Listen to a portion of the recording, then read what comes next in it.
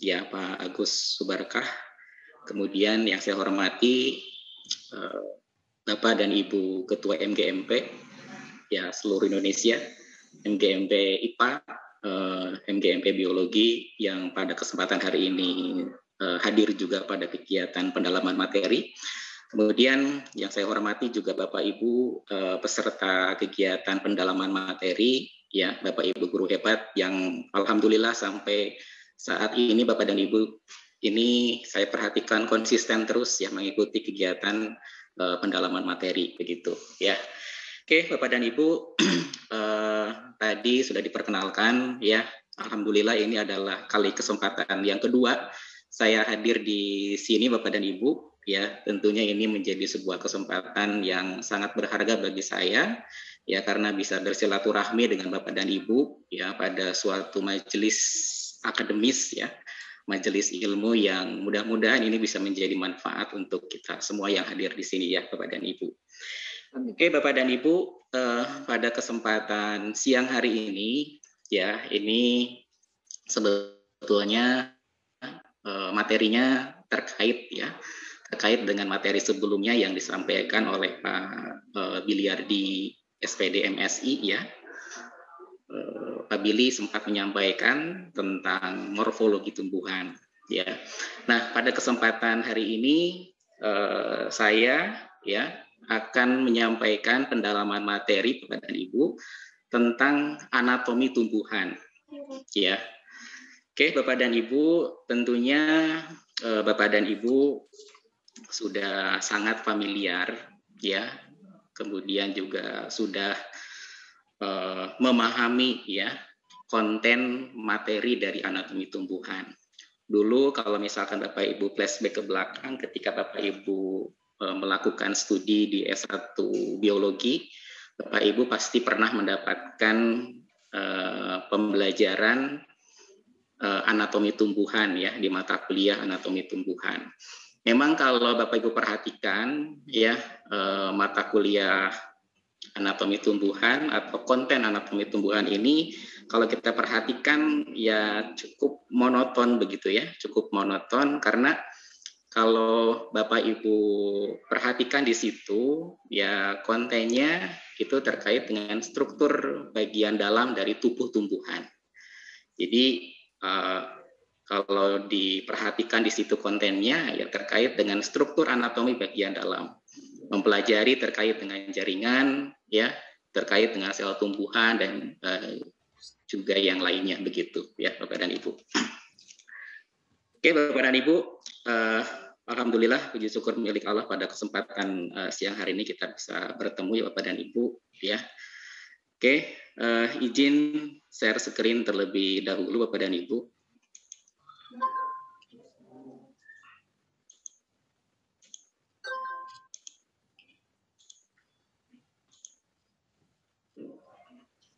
Sudah terlihat ya Bapak dan Ibu? Sudah Pak, jelas. Sudah Pak, jelas.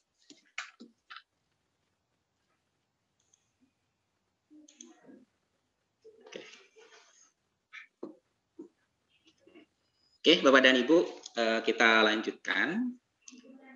Ini mungkin sedikit sharing ya Bapak dan Ibu, karena saya yakin Bapak dan Ibu juga sudah memahami ya, sudah banyak belajar, mempelajari tentang struktur anatomi tumbuhan, begitu ya, struktur bagian dalam dari tubuh tumbuhan, struktur bagian dalam dari akar, kemudian juga dari batang, kemudian dari daun dan bagian tambahan ya, bunga, buah dan juga biji, begitu. Oke, Bapak dan Ibu, mudah-mudahan walaupun pertemuan kita di jam 1, di jam 13 ya. Jadi jam 13 ini kan kalau misalkan kita Bapak Ibu sudah selesai isoma begitu ya, kemudian melaksanakan kegiatan bawaannya ngantuk begitu ya.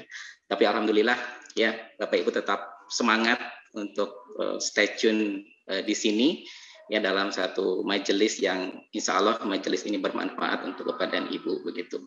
Oke Bapak dan Ibu, di sini saya ingin mencoba untuk memaparkan materi tentang anatomi tumbuhan. Bapak Ibu bisa Bapak Ibu lihat ya, di sini ada gambar Mungkin Bapak dan Ibu bisa menebak ini gambar apa, Bapak dan Ibu? Bisa Bapak Ibu sampaikan jawabannya di kolom chatting.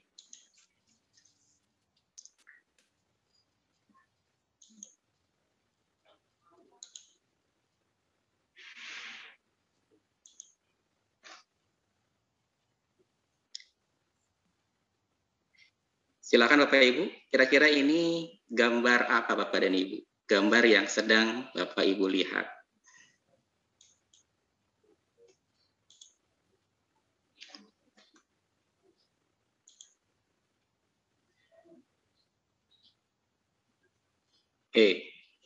Ya, jaringan pengangkut ya dari Bu Yulinar Silem. Dari yang lain silakan Bapak dan Ibu.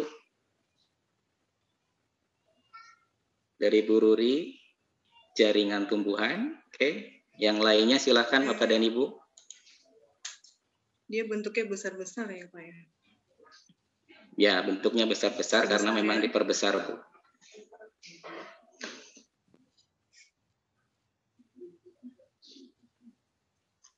Ada yang menjawab silem, ada yang menjawab jaringan pengangkut.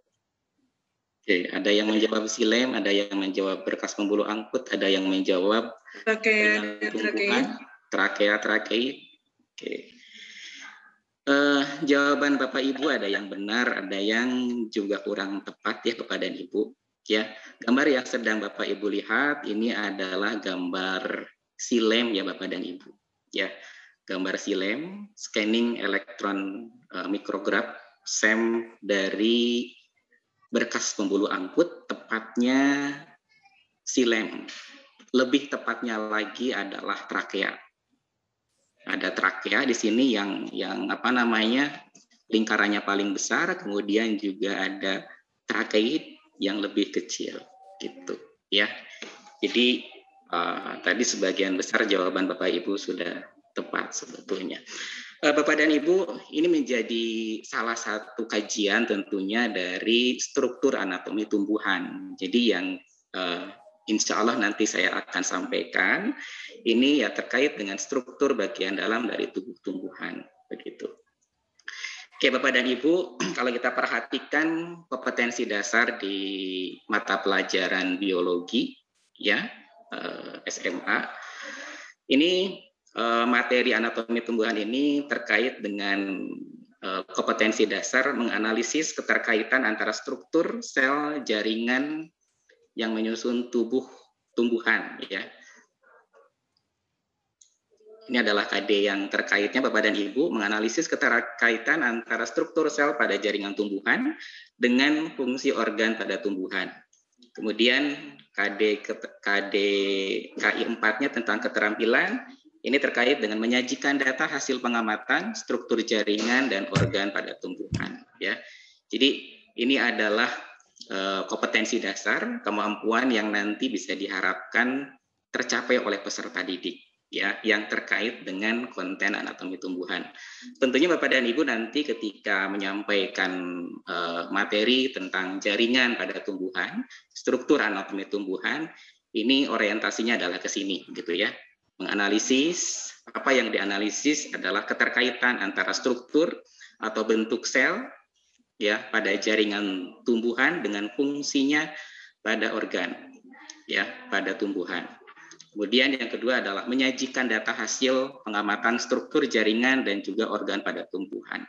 Jadi kalau kita perhatikan Bapak dan Ibu untuk KI 4-nya yang 4.2 ini mengisyaratkan bahwa untuk konten anatomi tumbuhan ini harus ada kegiatan praktikum. Praktikum yang di situ peserta didik melakukan pengamatan jaringan tumbuhan di bawah mikroskop, kemudian menyampaikan data hasil observasi di bawah mikroskopnya, mungkin dalam bentuk gambar begitu. Oke Bapak dan Ibu, saya lanjutkan ya Bapak dan Ibu.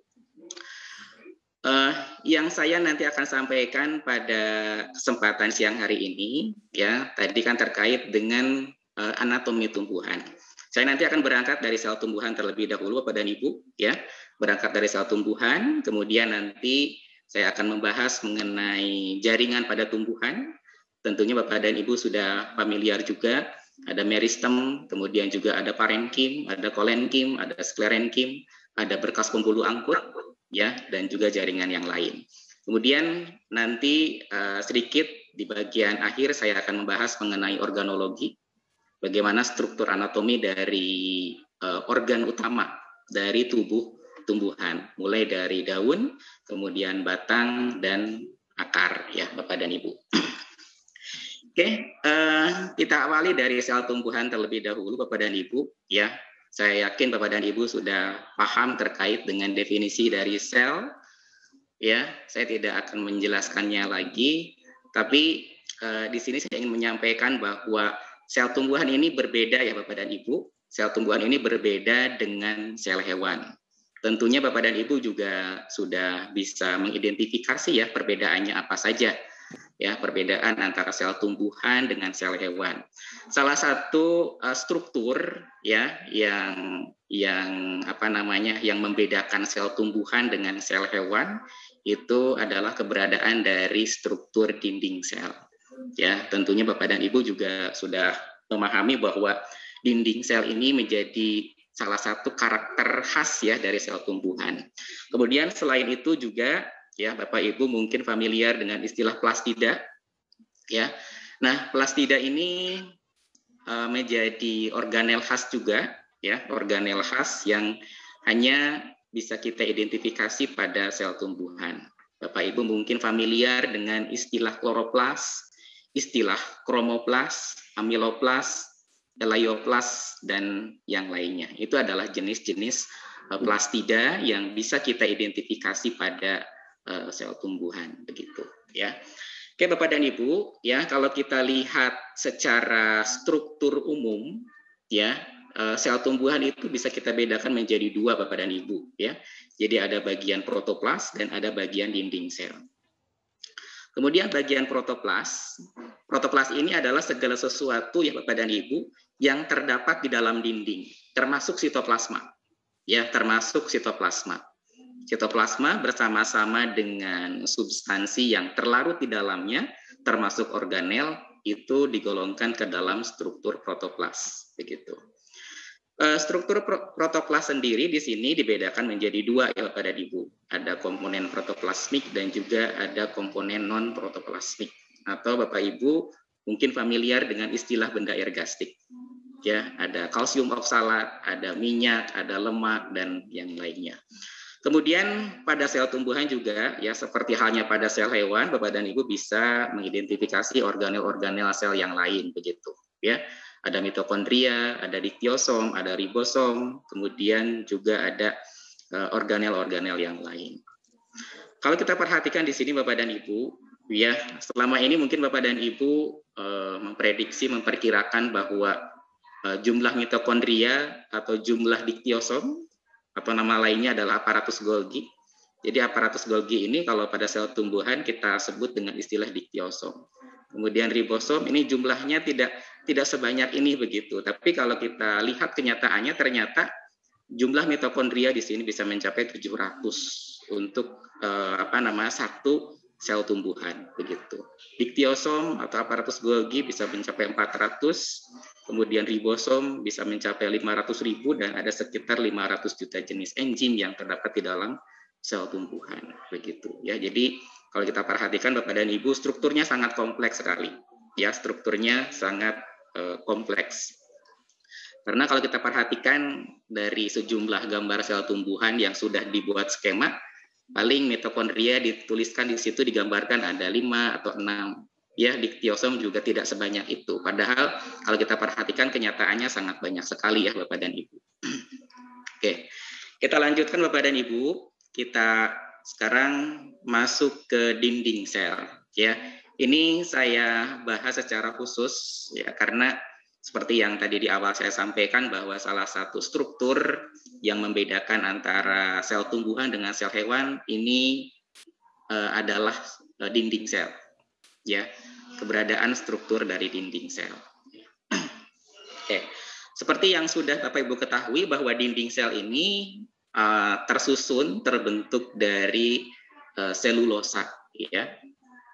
Selulosa ini seperti yang Bapak Ibu ketahui menjadi salah satu jenis dari karbohidrat kompleks, ya Bapak dan Ibu. Jadi tersusun dari banyak molekul atau gugus-gugus gula, ya. Memang kalau kita perhatikan rasanya tidak manis begitu, karena memang tersusun dari banyak gugus gula. Karena kalau misalkan hanya satu atau dua rasanya manis begitu. Tapi dinding sel sendiri, ya, walaupun tersusun dari selulosa, ya, ini rasanya tidak manis karena memang karbohidrat kompleks. Itulah mungkin salah satu keistimewaan dari ikatan kimia, ya Bapak dan Ibu. Jadi kalau satu unsur berikatan dengan unsur yang lain, sifat dari unsur yang bersangkutan bisa berubah 180 derajat, begitu ya. Bapak Ibu mungkin kenal dengan NaCl, ya, garam dapur.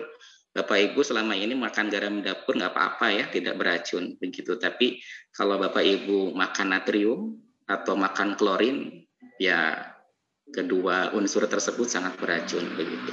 Tapi ketika berikatan, ya saling menghilangkan begitu, ya, sifat aslinya begitu. Oke, kembali ke sini Bapak dan Ibu, ya. Jadi tadi dinding sel itu tersusun dari serat selulosa yang merupakan karbohidrat kompleks. Hemiselulosa, ya, ini juga termasuk ke dalam karbohidrat kompleks Bapak dan Ibu. Kemudian juga ada pektin dan bisa juga tersusun dari lignin. Semuanya Bapak dan Ibu termasuk ke dalam karbohidrat kompleks begitu, ya. Oke, Bapak dan Ibu, di sini ada gambar, ya, ada gambar yang memperlihatkan dinding sel dan bagaimana dinding sel ini mengalami penebalan, ya, karena pada beberapa kasus, ya, jaringan tumbuhan, ya, pada jaringan tumbuhan tertentu misalkan kolenkim dan juga sklerenkim, dinding sel ini bisa mengalami penebalan, ya, membentuk dinding primer, membentuk dinding sekunder bisa sekunder 1, sekunder 2, sekunder 3 dan seterusnya. Dan arah penebalannya ke dalam, ya. Jadi kalau sel tumbuhan dindingnya mengalami penebalan, maka lumen selnya atau ruang selnya akan semakin sempit, gitu ya. Akan semakin sempit, semakin sempit, semakin sempit. Bapak Ibu bisa perhatikan sel sklerenkim, ya, pada tempurung kelapa itu kalau kita perhatikan sama sekali sudah tidak memiliki lumen lagi karena dindingnya sudah penebalan dindingnya maksimal sehingga mendesak keberadaan dari lumen atau ruangan selnya itu sendiri begitu, ya. Oke, Bapak dan Ibu, dinding sel ini kalau kita perhatikan dari gambar yang saya tunjuk dengan kursor, ya Bapak dan Ibu. Oke, mohon maaf. Ini ternyata tidak rapat, ya Bapak dan Ibu. Bapak Ibu mungkin dulu pernah mempelajari ada struktur noktah dan juga ada struktur plasmodesmata. Bapak Ibu bisa perhatikan di sini ada gambar sel 1, kemudian gambar sel 2 dipisahkan oleh dinding sel. Dinding selnya ini sudah mengalami penebalan, ya, kemudian ada celah besar, kemudian ada celah yang kecil. Celah besar ini yang disebut dengan noktah, kemudian celah halus, ya, sangat halus, ini yang disebut dengan plasmodesmata yang ini bisa ternyata diseberangi oleh retikulum endoplasma. Ya, tentunya ini terbentuk di awal, ya, ketika Bapak dan Ibu si sel tumbuhan itu mengalami pembelahan. Ya, Bapak Ibu mungkin pernah mempelajari dulu, ya, terkait dengan bagaimana sel tumbuhan mengalami proses pembelahan. Caranya berbeda dengan sel hewan. Ya, caranya berbeda dengan sel hewan. Kalau sel hewan mengalami invaginasi, melekuk begitu, ya, membran selnya. Tapi kalau pada sel tumbuhan tidak seperti itu. Ya, tidak seperti itu. Jadi caranya berbeda. Nah,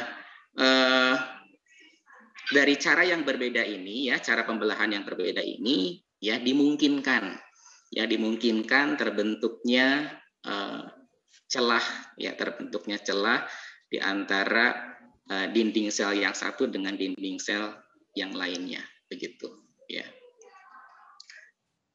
Oke, jadi di sini ada celah besar Bapak dan Ibu, kemudian ada celah halus yang kita sebut dengan plasmodesmata. Ini bisa diseberangi oleh retikulum endoplasma, sehingga ini memungkinkan ya Bapak dan Ibu, memungkinkan antara sel yang satu dengan sel yang lain bisa saling berkomunikasi. Karena retikulum endoplasma sel yang satu bisa nyebrang ke retikulum endoplasma sel yang lain, begitu. Seperti yang Bapak Ibu ketahui bahwa salah satu fungsi RE adalah untuk mentransport atau memindahkan substansi, ya, sehingga substansi yang dihasilkan oleh sel satu bisa berpindah ke sel yang kedua melalui struktur retikulum endoplasma yang menyeberang tersebut, begitu ya. Jadi kalau kita perhatikan Bapak dan Ibu, ya, dinding sel ini tidak rapat, ya, dinding sel ini tidak rapat. Jadi kalau kita perhatikan di sini ada dinding yang pertama kali terbentuk, ya Bapak Ibu mungkin familiar dengan istilah lamela tengah. Jadi dinding yang pertama kali terbentuk ketika sel tumbuhan mengalami pembelahan itu disebut dengan dinding lamela tengah. Nah, dinding lamela tengah ini bisa mengalami penebalan ya Bapak dan Ibu, membentuk dinding primer. Ya, membentuk dinding primer yang biasanya ya selain selulosa juga ada hemiselulosa dan juga pektin, begitu ya substansinya. Kemudian dinding primer ini bisa menebal lagi membentuk dinding sekunder. Ada sekunder 1, sekunder 2, sekunder 3 dan seterusnya, ya. Bapak Ibu bisa perhatikan di sini ya, ada dinding primer, ada sekunder 1, sekunder 2, sekunder 3. Di situ ada arsiran ya Bapak dan Ibu. Ada arsiran. Arsirannya itu ternyata mengisyaratkan pola dari serat-serat selulosanya. Jadi ternyata setiap lapisan di situ berbeda-beda ya Bapak dan Ibu. Berbeda-beda sehingga di sini bisa kita kenali ya kalau kita amati di bawah mikroskop elektron. Begitu. Jadi antara serat-serat ya arah serat-serat selulosa yang ada pada dinding primer dengan dinding sekunder ini polanya berbeda-beda. Ya, polanya berbeda-beda sehingga bisa kita kenali, oh ini dinding primernya, ini dinding sekundernya, ya. Kemudian ini sekunder 1, sekunder 2 dan seterusnya, ya. Oke, Bapak dan Ibu, itu ya terkait dengan dinding sel tumbuhan, ya. Kemudian ini juga yang membuat ya ketika Bapak dan Ibu melakukan observasi di bawah mikroskop, kita bisa dengan mudah mengetahui batas antara sel yang satu dengan sel yang lain. Itu karena salah satunya karena ada dinding sel, ya. Salah satunya karena ada dinding sel, keberadaan dari dinding sel. Beda dengan ketika Bapak dan Ibu mengamati sel hewan di bawah mikroskop. Jadi batas antara sel yang satu dengan sel yang lainnya mungkin kurang ketara, begitu. Oke, Bapak dan Ibu, kita lanjut ke jaringan meristem. Kita tinggalkan struktur sel tumbuhan, ya. Bapak Ibu sudah mengetahui bagaimana struktur sel tumbuhan, kemudian bedanya dengan sel hewan. Seperti yang tadi saya jelaskan bahwa ada beberapa organel yang dimiliki oleh sel tumbuhan. Tadi diantaranya ada dinding dan juga ada plastida, begitu. Kemudian kita lanjut Bapak dan Ibu, ya. Kita masuk ke jaringan sekarang. Jaringan yang pertama yang akan saya bahas adalah jaringan meristem Bapak dan Ibu. Kenapa meristem? Karena semua jaringan, ya, semua jaringan dewasa ini berasal dari meristem ya Bapak dan Ibu. Bapak Ibu mungkin familiar ada jaringan epidermis, ada jaringan parenkim, ada endodermis, ada kolenkim, ada sklerenkim, ya. Kemudian juga ada xilem, ada flum, ada trakea, ada trakeid kalau pada xilem, begitu ya, ada buluh tapis kalau pada flum. Nah, itu semua adalah jaringan dewasa. Ya, itu semua adalah jaringan dewasa yang pada awalnya adalah meristem. Begitu, ya. Jadi kalau kita kelompokkan Bapak dan Ibu, ya, jaringan yang menyusun tubuh tumbuhan berdasarkan perkembangannya itu dibedakan menjadi dua. Ada meristem dan ada jaringan dewasa.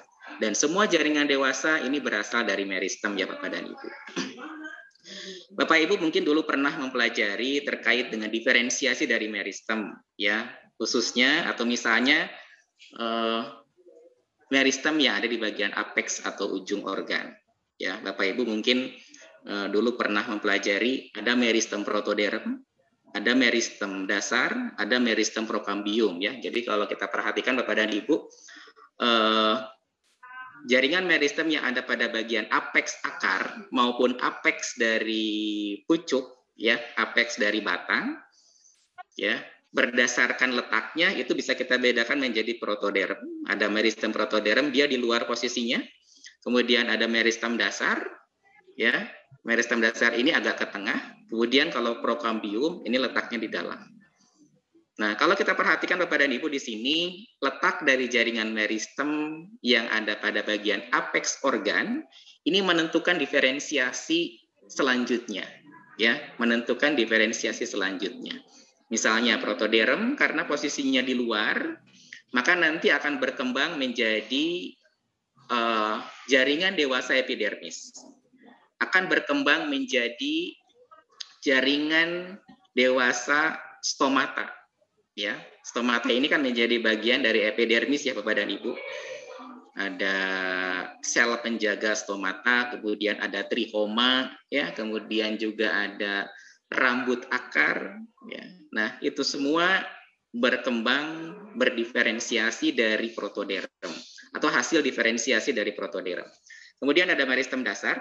Meristem dasar ini agak ke tengah Bapak dan Ibu posisinya. Ya nanti akan berdiferensiasi menjadi parenkim, menjadi kolenkim, menjadi sklerenkim, atau bisa juga menjadi endodermis. Parenkim, kolenkim, sklerenkim, endodermis merupakan jaringan dewasa ya Bapak dan Ibu. Kemudian untuk prokambium, ya meristem prokambium ini nanti akan berdiferensiasi menjadi kambium, menjadi silem, termasuk unsur-unsurnya. Tadi Bapak Ibu menyebut ada trakea, ada trakeid, kemudian ada flum, ya, ada bulu tapis, ada sel pengiring, dan unsur yang lain. Nah, itu semua berkembang dari prokambium, dari meristem prokambium. Gitu. Jadi, meristem ini, Bapak dan Ibu, menjadi cikal bakal semua jaringan dewasa. Oke, kita lanjut, Bapak dan Ibu. Ya, kita tinggalkan jaringan meristem. Dulu di pembahasan saya yang pertama pernah dijelaskan ya ciri-ciri dari meristem seperti apa begitu. Jadi tidak saya sampaikan lagi di sini. Begitu. Oke, yang pertama Bapak dan Ibu kita bahas epidermis. Epidermis ini berasal dari meristem protoderm ya Bapak dan Ibu. Epidermis bisa kita identifikasi pada batang ya Bapak dan Ibu. Kemudian bisa kita identifikasi juga pada akar dan juga pada daun. Bapak Ibu bisa perhatikan di sini ya ada penampang melintang daun. Ya, ada penampang melintang daun. Ya, Bapak Ibu bisa perhatikan sel epidermisnya atau jaringan epidermisnya. Oke, Bapak Ibu mungkin sudah familiar dengan ciri epidermis, susunan selnya kompak, rapat, begitu ya, tanpa ruang antar sel. Apakah ada ciri yang lain Bapak dan Ibu? Ciri yang teramati dari gambar ini. Silakan Bapak Ibu bisa berkomentar di kolom chat. Baik Bapak Ibu, silakan memberikan komentar ya bagaimana ciri-ciri dari sel epidermis di kolom chat, silakan. Silakan Bapak Ibu. Selain yang tadi Bu ya, selain susunan selnya rapat, kemudian kompak, selain itu, ya. Jadi yang teramati pada gambar ini, Bapak Ibu bisa perhatikan kursor ini menunjukkan epidermis, menunjukkan sel epidermis, menunjukkan jaringan epidermis. Silakan Bapak Ibu bisa berkomentar di kolom chat. Kira-kira ciri yang teramati di situ? Tipis ya Pak ya. Oke.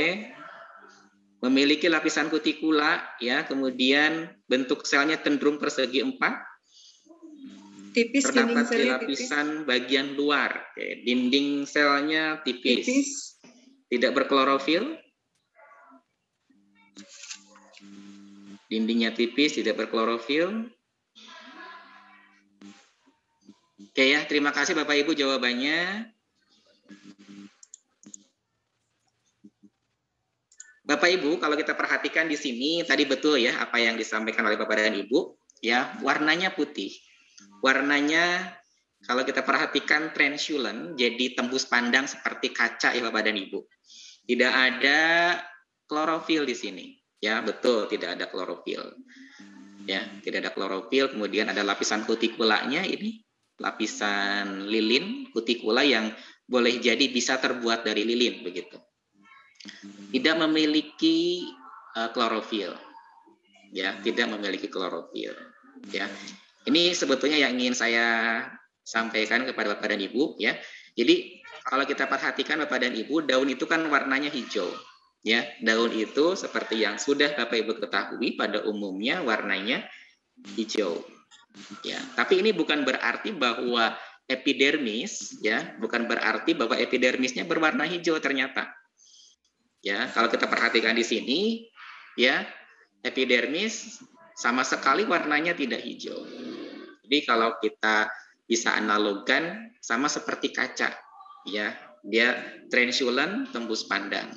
Jadi yang berwarna hijaunya adalah jaringan yang ada di bawahnya. Ya, ini kalau kita perhatikan Bapak dan Ibu ada jaringan tiang ya, jaringan palisade, kemudian di bawahnya ada spons. Jaringan palisade dan sponnya berwarna hijau. Ini mengindikasikan bahwa di sini sel-selnya mengandung organel kloroplas, begitu ya. Kloroplas yang di dalamnya ada klorofil. Oke, kemudian ini juga ya, Bapak dan Ibu, kursor. Bapak Ibu bisa lihat kursor, Bapak Ibu? Bisa, Pak. Jelas. Nah, ya.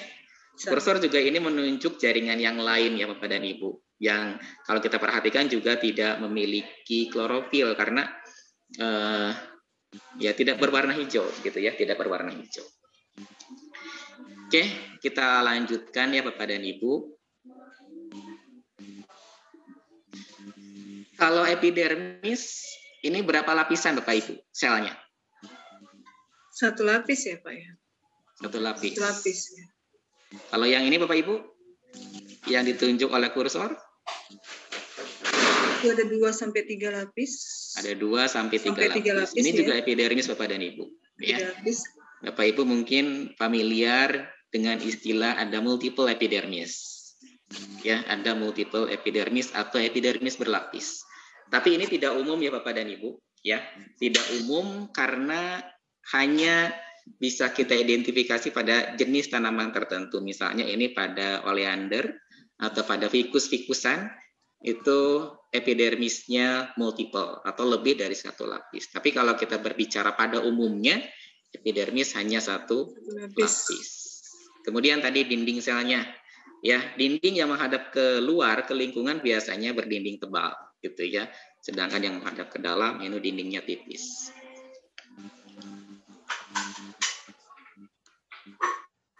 Oke, ini adalah salah satu bentuk modifikasi dari sel epidermis, Bapak dan Ibu. Ya, Bapak Ibu mungkin familiar dengan istilah stomata. Stomata itu kan dibentuk oleh 2 buah sel penjaga, ya. Atau diistilahkan dengan istilah guard cell. Ini adalah histologi ya dari sel penjaga. Bapak Ibu bisa perhatikan di sini ada inti selnya, kemudian juga ada vakuola ya yang ukurannya relatif sangat besar. Kemudian juga ada amiloplas. Kemudian kalau kita perhatikan Bapak Ibu, gambar yang ada di sebelahnya, ini memperlihatkan juga stomata yang dibentuk oleh 2 buah sel penjaga atau guard cell. Bapak Ibu bisa perhatikan di situ ada struktur yang bentuknya bulat, berwarna hijau. Kira-kira itu apa Bapak dan Ibu? Kloroplas. Kloroplas ya, betul ya Bapak dan Ibu, itu adalah kloroplas. Jadi kalau pada guard cell, ya sel penjaga stomata, ini memiliki struktur plastida yang berupa kloroplas. Ya, ini bedanya dengan sel epidermis yang lain. Ya. Nah, kenapa saya bahas di sini stomata? Karena stomata ini kan letaknya ada di bagian permukaan organ juga ya Bapak dan Ibu. permukaan organ daun, permukaan ya organ daun, dan juga bisa juga ada pada batang begitu. Ya, ini termasuk ke dalam salah satu bentuk diferensiasi, bentuk modifikasi dari epidermis, ya, sel epidermis. Selain stomata juga ada, Bapak Ibu mungkin familiar, ada sel kipas, ada rambut akar, ya, kemudian juga ada trihoma, ya, ini stomata Bapak dan Ibu. Kemudian ini kursor menunjuk pada sel kipas. Sel kipas ini biasanya bisa kita temukan pada graminae, ya, daun graminae atau rumput-rumputan atau padi-padian. Ini bisa Bapak Ibu perhatikan, ya. Jadi stomata ini bentuknya bisa bermacam-macam, posisinya juga bisa bermacam-macam. Ya, kemudian keberadaan sel yang ada di sebelah stomata juga ini bermacam-macam, ya, bentuknya. Ada yang sel epidermisnya bergelombang, gitu ya. Ada yang relatif lurus, begitu, macam-macam. Jadi ini juga bisa menjadi penanda, ya, penanda famili dari satu jenis tanaman, ya, bentuk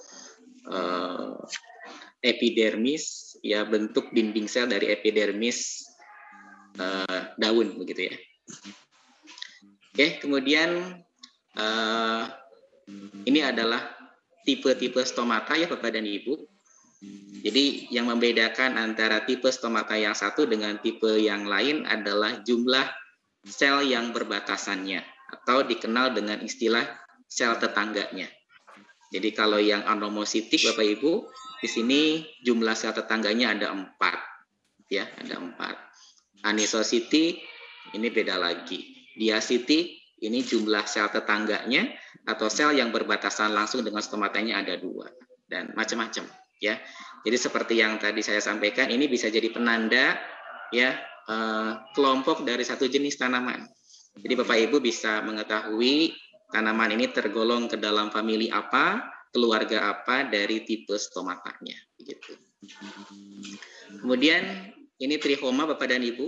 Ini juga merupakan bentuk modifikasi dari sel epidermis karena dia posisinya ada di bagian luar, gitu ya. Posisinya ada di bagian luar, ya, dan ini menjadi salah satu bentuk diferensiasi dari sel epidermis. Kalau kita perhatikan bermacam-macam, ya, Bapak dan Ibu, ada trihoma sederhana, ada trihoma yang strukturnya bercabang, dan macam yang lainnya.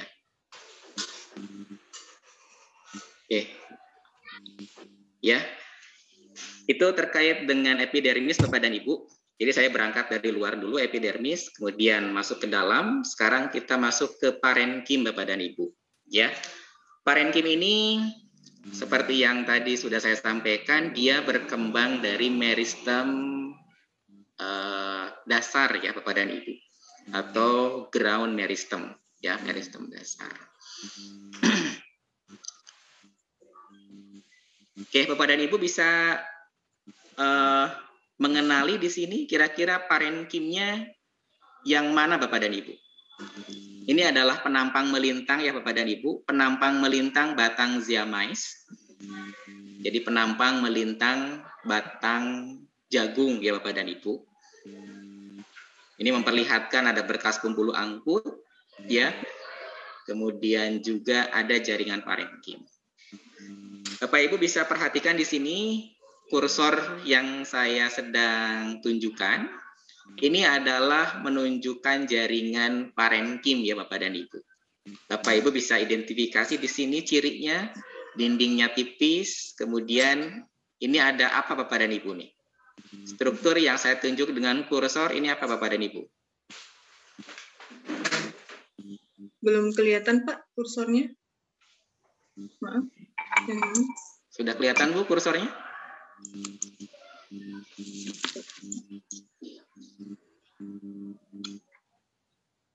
Iya, sudah. Sudah? Ya, sudah, Pak, sudah. Nah, kira-kira ini struktur apa, Bapak dan Ibu?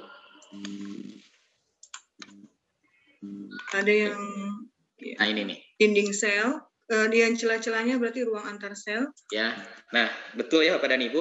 Ada ruang antara sel di situ.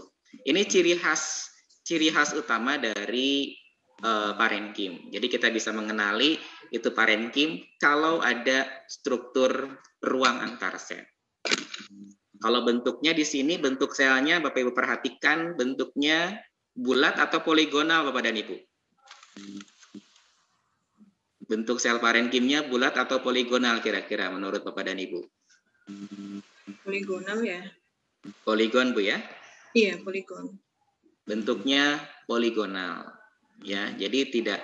Memang kalau dilihat sepintas bulat, tapi kalau kita lihat detail itu ada sudut-sudut di situ ya, ada sudut-sudut sehingga ya bentuknya poligonal ya, sudutnya ada banyak sehingga poligonal. Oke, kalau ada pertanyaan Bapak dan Ibu, bentuk sel parenkim apakah selalu poligonal? Apakah bentuk sel parenkim selalu poligonal? Tidak ya Bapak dan Ibu? Ya. Bervariasi ya. Bervariasi. Ya, bervariasi. Misalnya parenkim yang ada pada daun, Bapak Ibu mungkin familiar, ada jaringan tiang, ada jaringan spon. Jaringan tiang bentuknya silinder. Jaringan spon bentuk selnya tidak beraturan. Palisade dan juga bunga karang, jaringan tiang dan juga bunga karang, dua-duanya adalah parenkim juga. Ya, parenkim yang terdapat pada organ daun. Kalau ini pada batang ya, batang jagung. Bentuk selnya poligonal begitu. Kalau pada daun tadi ada bunga karang, dia juga parenkim, bentuknya tidak beraturan. Ya, kemudian juga ada palisade jaringan tiang, bentuk selnya itu silinder, ya seperti tabung. Nah, ini Bapak dan Ibu. Ya, jadi kalau ada pertanyaan bagaimana bentuk sel parenkim bermacam-macam, tergantung dari posisinya ada di mana. Apakah ada di akar, apakah ada di daun, apakah ada di batang. Kemudian juga ini juga mengisyaratkan adanya adaptasi Bapak dan Ibu. Ya, adanya adaptasi terhadap kondisi lingkungan. Untuk tumbuhan-tumbuhan yang hidup di perairan itu biasanya memiliki parenkim yang ruang antar selnya sangat besar. Bapak Ibu bisa lihat kursor di sini ya. Kursor ini menunjukkan ruang antar sel. Ruang antar sel yang ukurannya sangat besar. Ini menjadi bentuk adaptasi tumbuhan yang hidup di air. Ini ada penampang melintang batang Nymphaea, ya, batang teratai. Kemudian ini ada gambar parenkim pada Petiolus eichhornia, eceng gondok.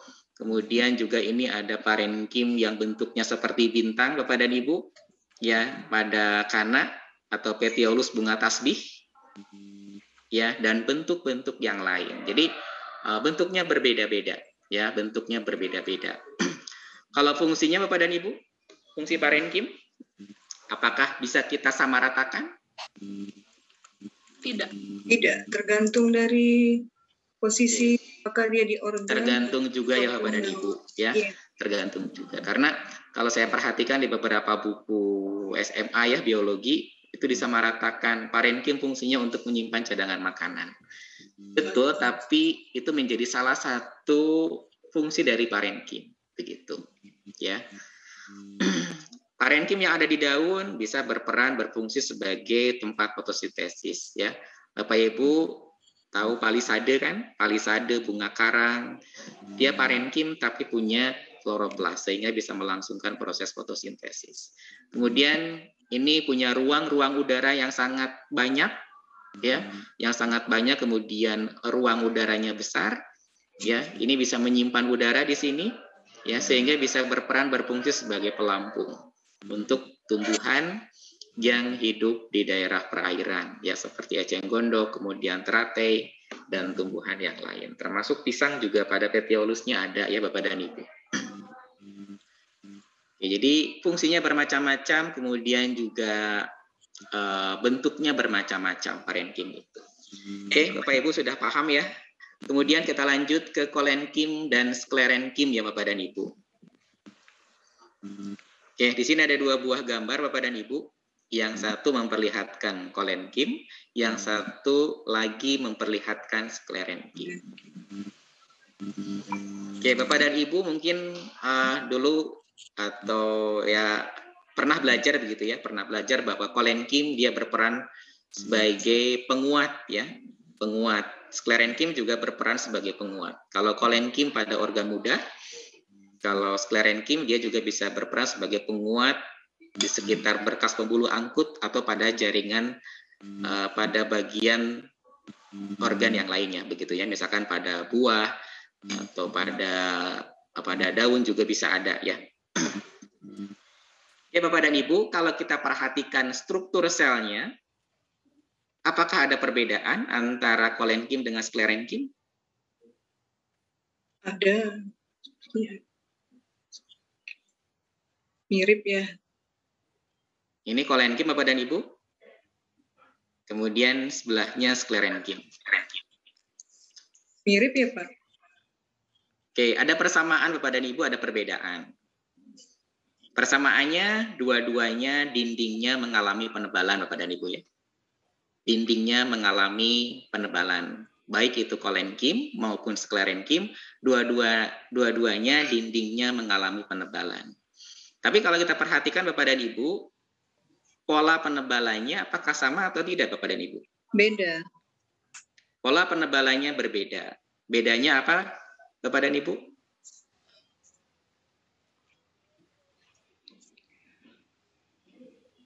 Kalau kolenkim, apakah penebalan dindingnya merata? Penebalannya tidak merata berasal dari zat lignin. Tidak merata, Bu ya? Ya. Untuk kolenkim, kemudian bahan penebalannya terbuat dari lignin, begitu. Kalau sklerenkim? Bukan sklerenkim, Pak. Mohon maaf, saya jawab sklerenkim, bukan kolenkim. Iya. Oke. Iya. Kalau kolenkim sel-sel hidup ya. Kolenkim sel-selnya hidup, kemudian penebalannya itu bukan dari zat lignin satunya. Apa sudah saya lupa? Oke, terima kasih Bu ya. Betul ya apa yang barusan disampaikan. Jadi kalau sklerenkim di sini Bapak dan Ibu, dindingnya mengalami penebalan sama dengan kolenkim begitu. Ya, cuman pola penebalannya berbeda. Kalau sklerenkim penebalannya merata. Kalau kolenkim di sini Bapak Ibu perhatikan ya, pola penebalannya tidak merata. Gitu ya. Pola penebalannya tidak merata.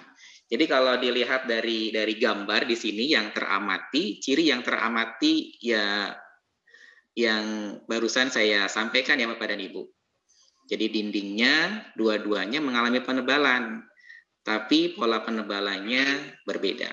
Ya, tadi Bapak Ibu sudah bagus begitu ya, memberikan pendapat yang lain bahwa kalau sklerenkim penebalannya itu bisa terbuat dari lignin. Ya, betul. Kemudian kalau kolenkim ini penebalannya bisa dari hemiselulosa atau bisa juga dari pektin begitu. Ya, jadi seperti yang tadi di awal disampaikan ketika membahas dinding sel. Ya, jadi bahan penebalan dinding itu bisa dari selulosa, hemiselulosa, kemudian pektin, lignin. Ya, dari keempat ini yang paling keras, yang paling kaku adalah lignin, begitu ya Bapak dan Ibu. Jadi yang paling keras, yang paling kaku adalah lignin. Kalau pektin masih agak-agak fleksibel ya. Bapak Ibu bisa bayangkan eksoskeleton udang, gitu ya. Eksoskeleton udang atau eksoskeleton dari kepiting itu pektin seperti itu ya, pektin seperti itu.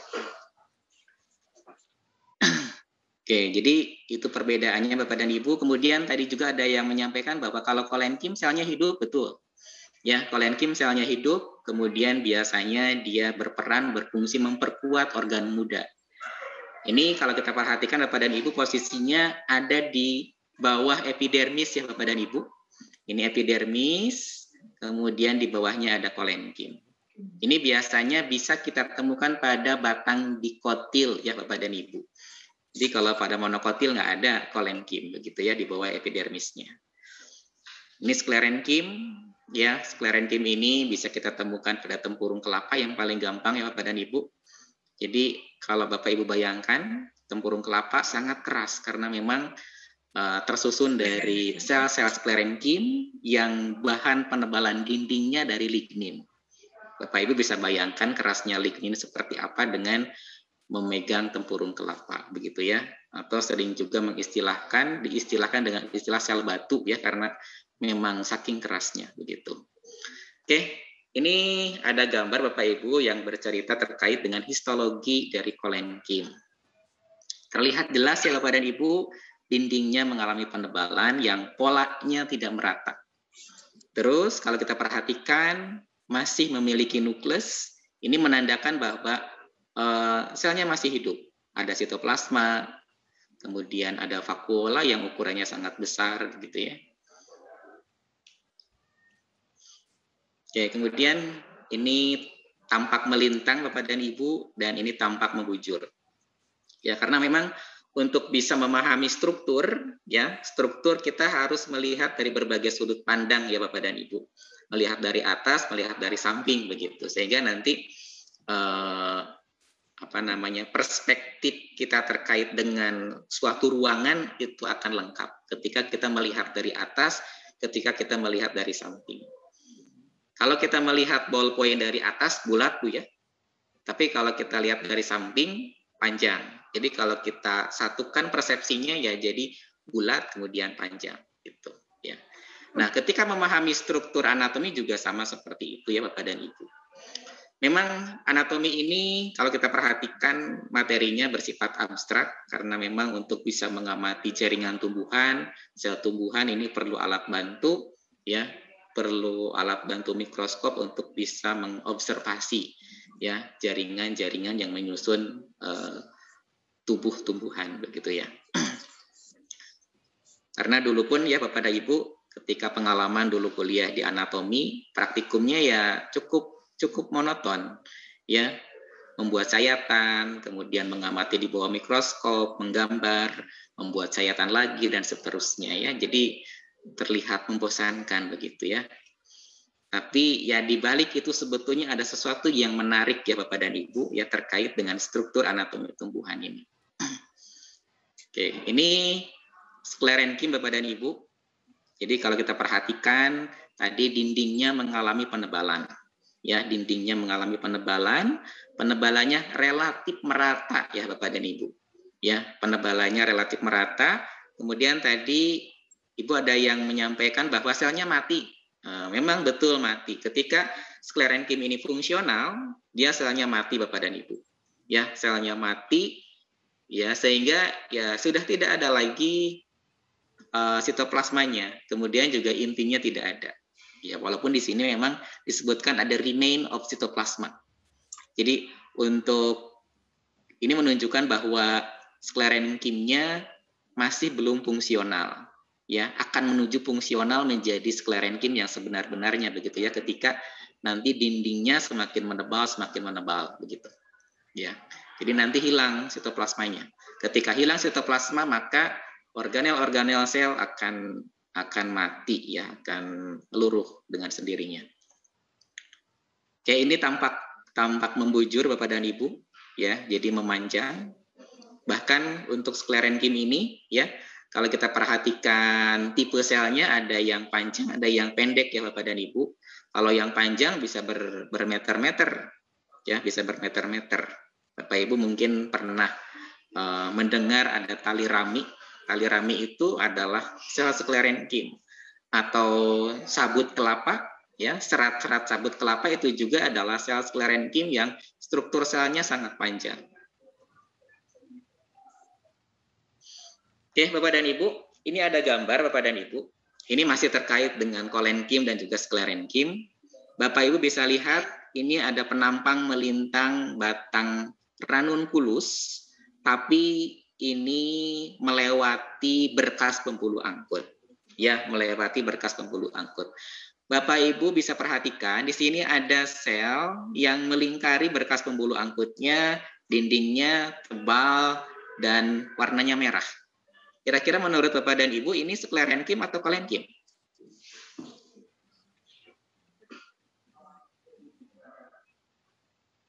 Kolenkim atau sklerenkim Bapak dan Ibu kira-kira itu?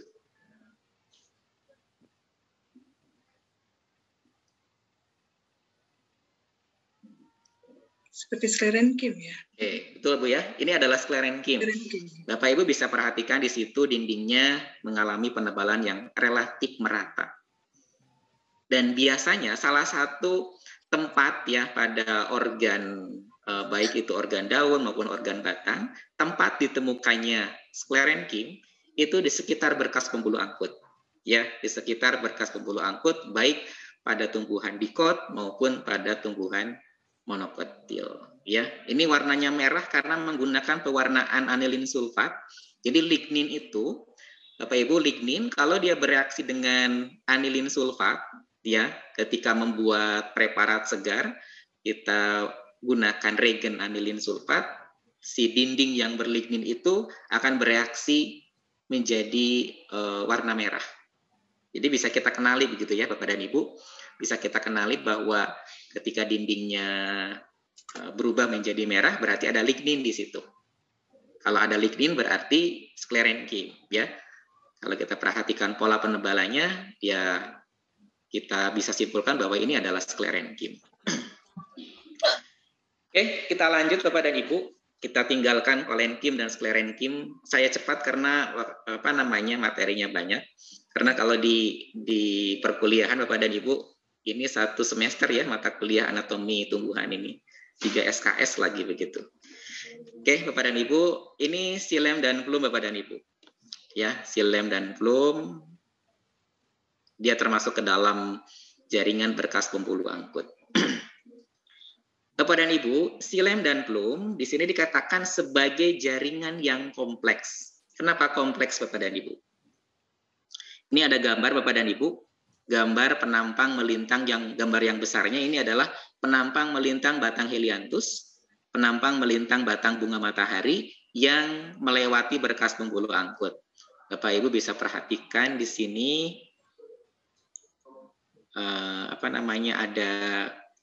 ada berkas pembuluh angkut. Kursor menunjukkan xilem Bapak dan Ibu. Kursor menunjukkan xilem, kemudian sekarang ini menunjukkan kursornya kelihatan Bapak Ibu?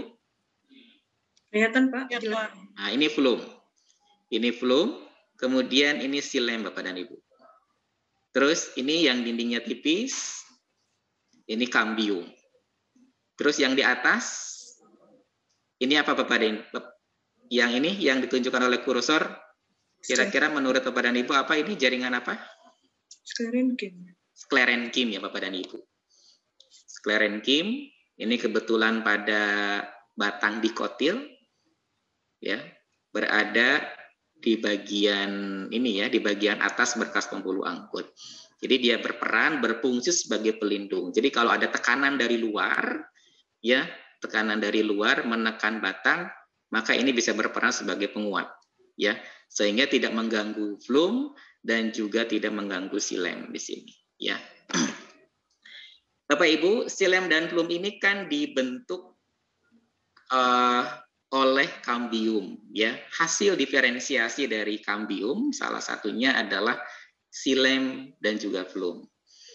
Jadi seperti yang Bapak Ibu ketahui bahwa cambium ini sangat aktif membelah. Aktivitasnya bidireksional, dia membelah ke arah dalam dan membelah ke arah luar. Yang ke arah dalam akan menghasilkan xilem, berdiferensiasi jadi xilem, yang ke arah luar akan berdiferensiasi jadi phloem. Begitu. Sehingga pada batang dikotil ya akan semakin bertambah besar begitu ya. Karena aktivitas cambium. Karena ke arah dalam menghasilkan kayu, xilem itu kayu ya Bapak dan Ibu. Kayu itu xilem, xilem itu kayu begitu. Ya, kemudian ke arah luar membentuk phloem. Jadi semakin bertambah umur dari batang tanaman yang bersangkutan, maka ya batangnya akan semakin besar karena aktivitas dari cambium yang terus membelah ke arah dalam dan membelah ke arah luar.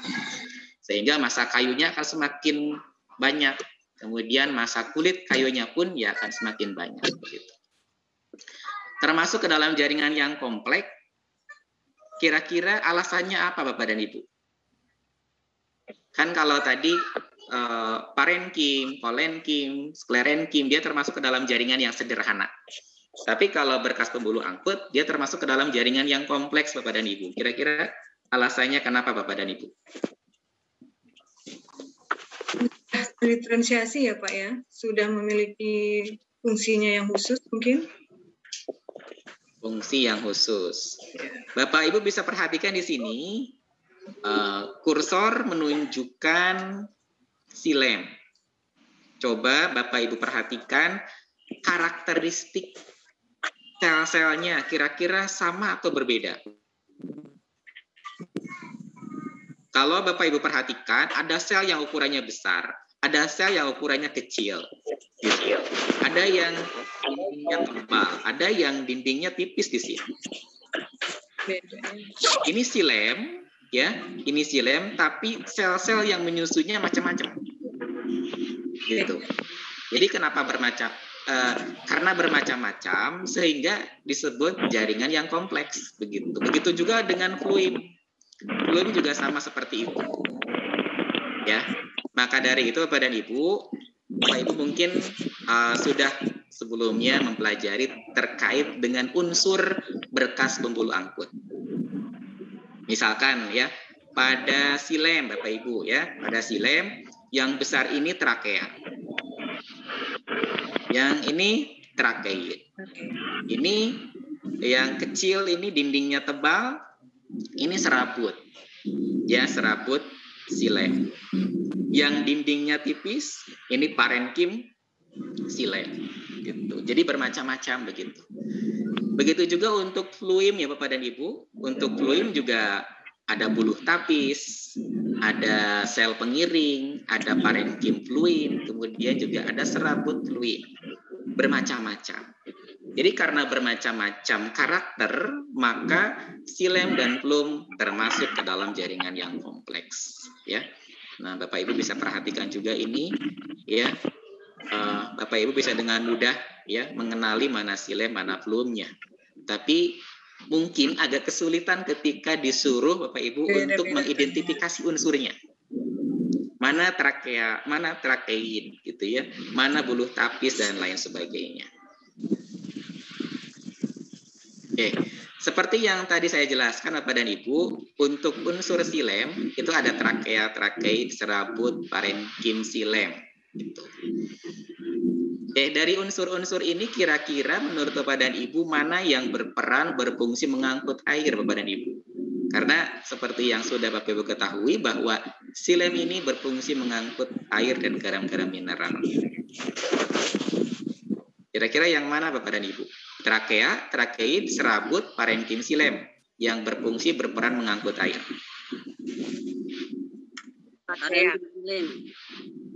Trakea ya Bapak dan Ibu ya. Trakea juga bisa.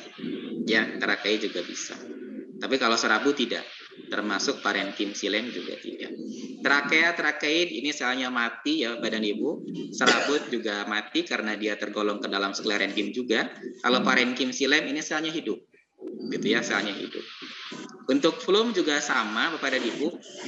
Terdiri dari beberapa unsur, ada buluh tapis, sel pengiring, parenkim fluim, dan serabut fluim. Menurut Bapak dan Ibu, kira-kira yang mana Bapak dan Ibu yang berperan, berfungsi mengangkut hasil fotosintesis? Buluh tapis. Yang Buluh tapis. Selnya hidup atau mati Bapak dan Ibu? Buluh tapis selnya hidup atau mati? Hidup. Kalau tadi trakea, trakeid berfungsi mengangkut air, selnya dalam keadaan mati. Buluh tapis berfungsi mengangkut hasil fotosintesis, selnya dalam keadaan hidup atau mati Bapak dan Ibu? Hidup. Hidup. Selnya hidup ya Bapak dan Ibu. Betul jawaban Bapak dan Ibu. Menurut Bapak dan Ibu, kalau buluh tapis selnya hidup, ya, punya inti sel atau tidak Bapak dan Ibu? Punya. Buluh tapis, tadi jawaban Bapak Ibu betul ya, selnya masih dalam keadaan hidup. Hidup. Kira-kira menurut Bapak Ibu, kalau buluh tapis hidup, punya inti sel atau tidak? Punya. Punya. Yakin Bapak Ibu dengan jawaban Bapak Ibu? Itu di gambarnya kelihatan. Di gambarnya kelihatan.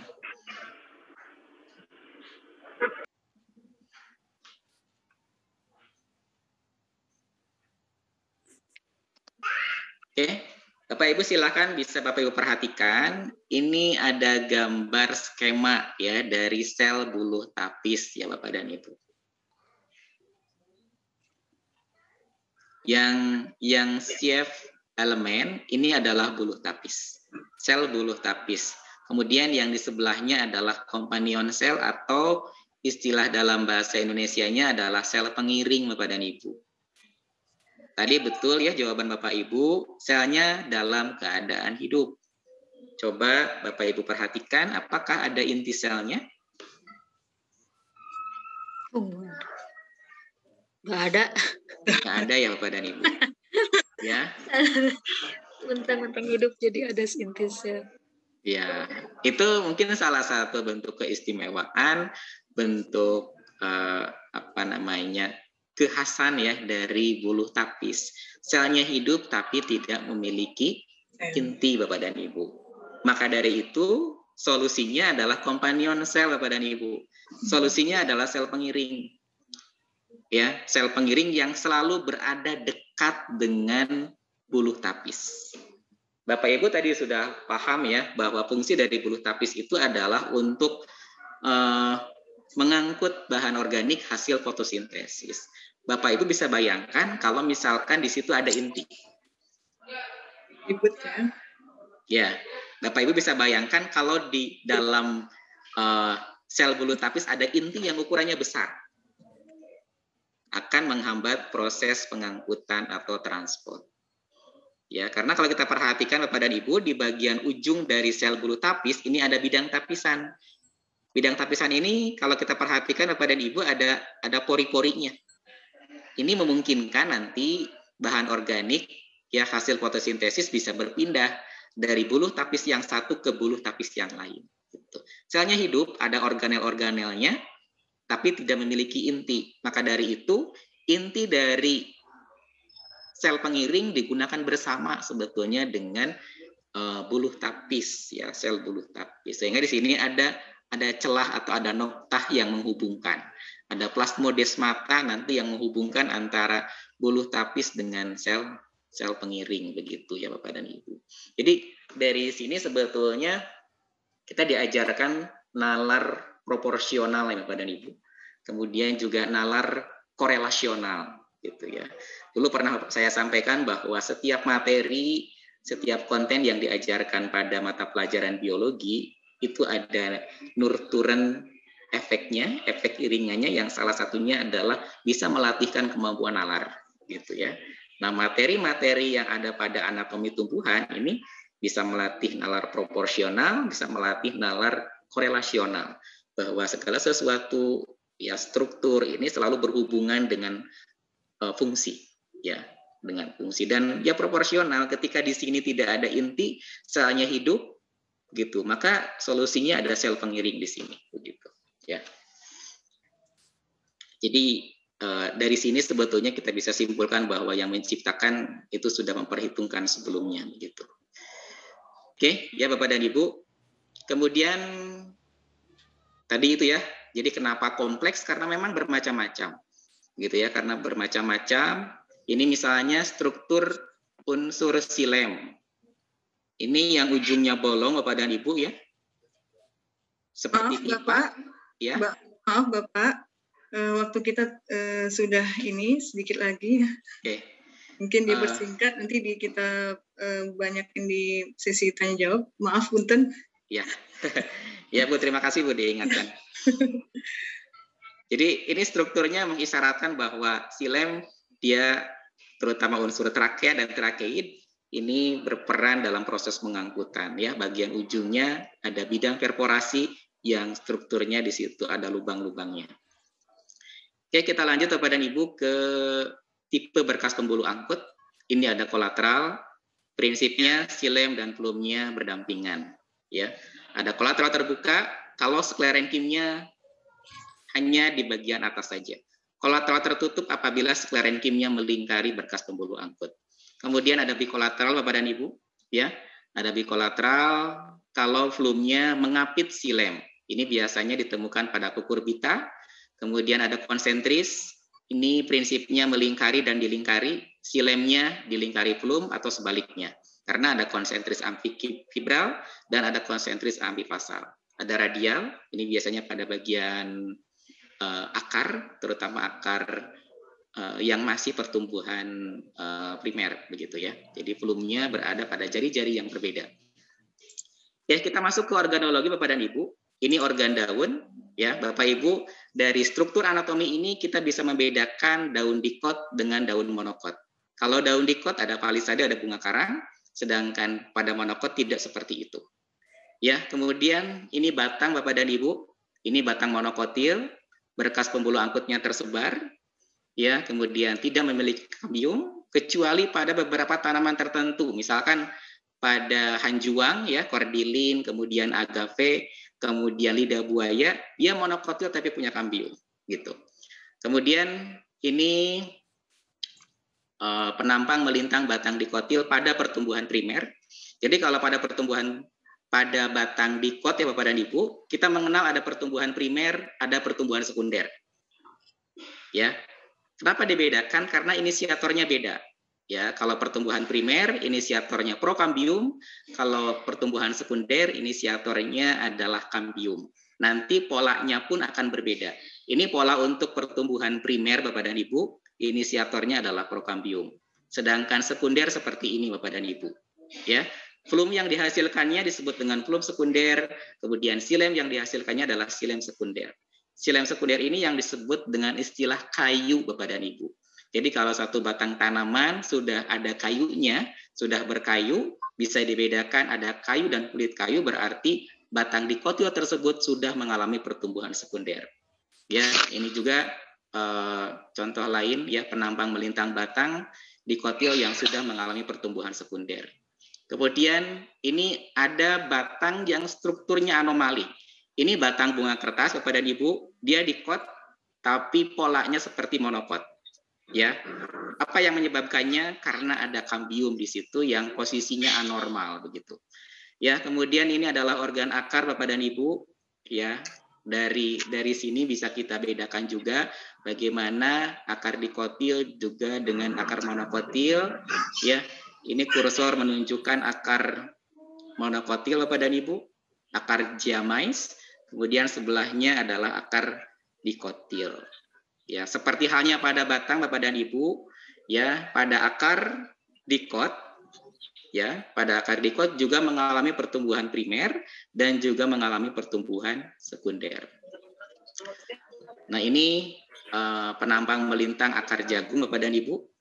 Yang ingin saya sampaikan di sini adalah bagian yang ditunjukkan oleh tanda panah berwarna kuning, ada sebaris sel yang intinya mengalami penebalan. Bapak Ibu mungkin familiar dengan istilah endodermis. Ya, ini yang mengatur masuknya air dari bagian luar ke bagian silem yang ada di sebelah dalamnya. Ini susunan akar pada pertumbuhan primer, ya, akar dikotil pada pertumbuhan primer, sedangkan pada pertumbuhan sekundernya seperti ini Bapak dan Ibu, ya. Jadi sudah terlihat ada kayu dan juga kulit kayunya. Itu menandakan bahwa sudah mengalami pertumbuhan sekunder ya Bapak dan Ibu. Oke, ini ada sedikit Bapak dan Ibu ya berbagi pengalaman terkait dengan strategi pembelajaran apabila Bapak Ibu nanti mengajarkan struktur anatomi tumbuhan begitu. Ini ada sedikit sharing pengalaman saya terkait dengan bagaimana mengajarkan materi anatomi tumbuhan. Ya, ini salah satu strategi Bapak dan Ibu ya mengajarkan struktur anatomi melalui pembelajaran berbasis kewirausahaan. Ya, jadi di sini mahasiswa saya ajak untuk membuat produk. Produknya macam-macam, bisa berupa tas, kemudian juga masker atau yang lain, kemudian menggunakan pola struktur anatomi. Ya, karena kalau kita perhatikan pola struktur anatomi itu baik itu batang, kemudian juga akar, kemudian jaringannya, jaringan parenkim, kolenkim dan yang lainnya. Kalau kita perhatikan ini punya pola tertentu yang khas dan punya nilai estetika begitu ya. Jadi selain punya nilai ilmiah juga punya nilai estetika. Yang ini menjadi sebuah potensi tentunya apabila kita tempelkan pada sebuah produk. Misalkan di sini ada sepatu Bapak dan Ibu, yang di sini coraknya ini menggunakan motif stomata physiopaba, gitu ya. Jadi stomatanya di sini kita manfaatkan si pola epidermisnya yang menjadi pola dari sepatunya, begitu ya, pola dari sepatunya. Sehingga di sini ada nilai ilmiah dan juga ada nilai estetika. Peserta didik ya kita ajak untuk menyusun latar belakang pengembangan produk, kemudian spesifikasi produknya, kemudian analisis biayanya, kemudian juga strategi pemasarannya, begitu ya. Jadi selain mereka nanti paham anatomi, mereka juga nanti punya kemampuan yang lain ya, Pak dan Ibu. Oke, kemudian ini strategi yang lain, ya, mengajarkan struktur anatomi melalui aktivitas berinquiry. Ya, ini saya buat penyelidikannya sederhana, ya, penyelidikannya sederhana, kemudian ini kegiatan pembuktiannya juga sederhana. Kita menggunakan daun mangga ya, daun mangga. Jadi untuk menyelidiki apakah stomata ini ada di epidermis bawah atau epidermis atas, kita bisa buat penyelidikan seperti ini, gitu ya. Ini daun mangganya kita celupkan ke dalam air, begitu ya. Kemudian nanti timbul gelembung-gelembung. Itu menandakan bahwa terjadi proses fotosintesis. Ada gas CO2 yang dihasilkan sehingga timbul gelembung, gitu ya. Ini menandakan bahwa stomatanya ada di bagian epidermis bawah, begitu. Kemudian ada pembelajaran berbasis riset, ya. Jadi ini memanfaatkan jurnal-jurnal Bapak dan Ibu, jurnal-jurnal hasil penelitian yang terkait dengan anatomi. Gitu. Ini nanti bisa memberikan wawasan yang lebih luas lagi, kemudian juga bisa memberikan konteks yang menarik nanti untuk peserta didik. Begitu. Kemudian ini saya menggunakan strategi STEM, engineering and matematik di sini, memanfaatkan pola dari silem gitu ya, kemudian berkas pembuluh angkut pada bambu gitu ya yang punya pola tertentu ya, nanti peserta didik paham ya silem sekunder seperti apa begitu ya, dari berbagai jenis tanaman mereka juga bisa mengembangkan produk dari situ, karena kalau kita perhatikan Bapak dan Ibu punya nilai estetika tersendiri begitu. Oke, barangkali itu Bapak dan Ibu yang bisa saya sampaikan ya, tentunya karena memang waktunya sangat singkat Bapak dan Ibu, sehingga saya menyampaikannya boleh jadi mungkin terlalu cepat, mohon maaf sekali lagi ya, karena ini materinya banyak begitu. Jadi hanya memberikan penguatan saja tadi saya begitu. Oke, barangkali itu terima kasih Bapak dan Ibu. Untuk selanjutnya mungkin saya serahkan kembali ke moderator. Bangga Bu Rini. Ya Bapak, Masya Allah, terima kasih atas pemaparan materinya yang luar biasa hebat di siang hari ini. Kemudian saking banyaknya, padatnya sehingga harus dipersingkat ya Pak ya. Tapi alhamdulillah ini sudah banyak pertanyaan yang sudah disampaikan di kolom chat. Kemudian kita bacakan satu persatu, tapi saya rangkumkan saja. Yang pertama dari Ibu Wahyuni, MA Fauzaniyah, Garut. Nah, beliau bertanya, kaktus memiliki daun seperti duri. Apakah struktur atau anatominya sama dengan daun pada umumnya? Mungkin itu Pak. Tetapi ada satu lagi, ini mengenai kaktus juga. Bagaimana membedakan struktur jaringan yang berkembang, bagaimana melihat struktur jaringan yang berkembang khusus pada berkas pengangkut pada tanaman kaktus. Mungkin itu dulu Pak untuk yang bertanya. Yang pertama. Untuk pertanyaan yang kedua bisa diulangi Bu? Ya, mengenai kaktus juga Pak. Ya. Bagaimana struktur jaringan untuk berkas pengangkut pada tumbuhan kaktus? Masih mengenai kaktus sesuai dengan pertanyaan sebelumnya. Kalau yang pertama tadi menanyakan tentang apakah struktur anatominya sama dengan daun pada umumnya. Daun pada kaktus ya.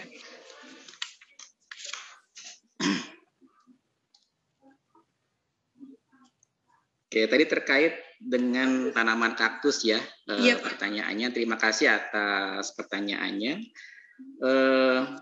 Tadi pada kaktus itu daunnya mengalami reduksi, ya, mengalami modifikasi, membentuk struktur seperti duri.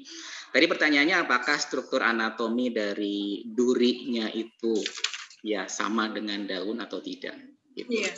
Sekarang kalau kita perhatikan Bapak dan Ibu, durinya itu kan kalau kita lihat struktur morfologinya berbeda, ya, berbeda sekali dengan daun, ya, berbeda sekali dengan daun. Kemudian fungsinya juga berbeda, gitu ya, fungsinya berbeda. Sehingga dari morfologi yang berbeda tersebut, ya, bisa kita simpulkan bahwa struktur anatominya berbeda, gitu. Sekarang kalau kita perhatikan juga warnanya, gitu ya, kemudian warnanya juga tidak berwarna hijau, gitu ya, itu menandakan bahwa di situ tidak ada kloroplas, ya, tidak ada pigmen klorofil, sehingga tidak berperan dalam proses fotosintesis, begitu. Ya, morfologinya berbeda, kemudian juga bentuknya berbeda, ya, kemudian ternyata kemarin saya tak semester semester. Ya, jadi bentuknya berbeda, kemudian juga morfologinya berbeda, begitu ya. Kemudian fungsinya berbeda, ya, struktur anatominya pun jadi berbeda seperti itu, ya, itu untuk kaktus begitu. Jadi walaupun itu dikatakan sebagai bentuk modifikasi dari daun, ya, diferensiasi dari daun, ya kalau sudah modifikasi berarti kan berubah, ya. Kalau sudah diferensiasi, kalau sudah menjadi bentuk modifikasi, namanya juga modifikasi, jadi ya berubah, gitu ya. Struktur anatominya berubah, fungsinya juga berubah, begitu ya. Kemudian pertanyaan yang kedua tadi terkait dengan struktur berkas pembuluh angkut, Bu ya? Iya Pak, mengenai kaktus juga. Iya. Oke. Struktur berkas pembuluh angkut dari kaktus, gitu ya. Berkas pembuluh angkut tadi Bapak Ibu, kalau kita perhatikan tipe-tipe berkas pembuluh angkut itu kan ada kolateral terbuka, kolateral tertutup, konsentris, dan lain sebagainya.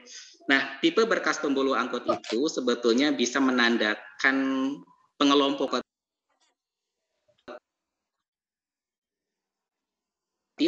contohnya misalkan tipe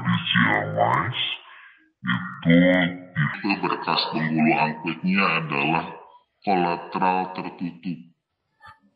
Kalau kukurbitase, mentimunan itu bikolateral. Kalau paku-pakuan itu konsentris. Nah, sekarang kalau kita lihat kaktus itu dikot atau monokot, Bapak Ibu?